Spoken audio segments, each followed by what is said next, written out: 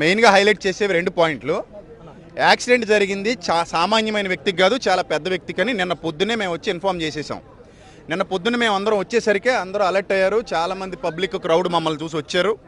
So నేను, John Wesley గారు, ఇంకా క్రైస్తవ నాయకులు, పెద్దలు చాలామంది వచ్చాం, ఇక్కడే ఉన్నాం. అప్పుడు స్పాట్కి ఒక్కరిని కూడా పంపించలేదు. స్పాట్లో అసలు ఎవ్వరు కూడా జాగ్రత్తలు తీసుకోలేదు. అక్కడ క్లూస్ టీమ్ వెళ్ళిందా లేదా, ఫోరెన్సిక్ వాళ్ళు వెళ్ళారా లేదో మాకు తెలియదు. అసలు వాళ్ళు వెళ్ళారో లేదో కూడా మాకు తెలియదు.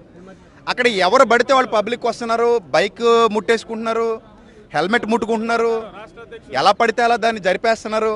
మరి ఒక పెద్ద వ్యక్తి అని మేము ఇన్ఫర్మేషన్ ఇచ్చినప్పుడు దాన్ని ఎంత జాగ్రత్తగా తీసుకోవాలి, ఎంత జాగ్రత్తగా దర్యాప్తు చేయాలి, అదొకటి నెంబర్ 1 పాయింట్. రెండోది, ఆ బ్యాగ్ ఏమైంది అంటున్నారు, దొరికింది ఎవరికైనా బ్యాగ్? అది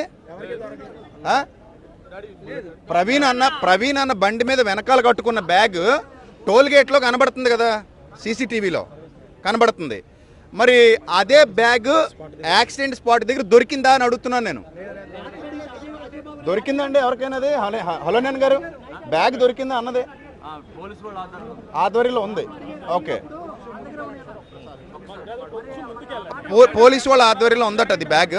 మరి బ్యాగ్ పోలీసు వాళ్ళ ఆధ్వర్యంలో, ఫోన్ ఆధ్వర్యంలో ఉన్నప్పుడు బైకు హెల్మెట్ వీటికి కూడా కొంచెం రక్షణ కల్పించి జాగ్రత్తగా క్లూస్ టీమ్ తీసుకొచ్చి వివరాలు సేకరించాలి కదా. అది వారి నిర్లక్ష్యమే కదా. అదొకటి మాకు బాధ కలిగించినటువంటి విషయం.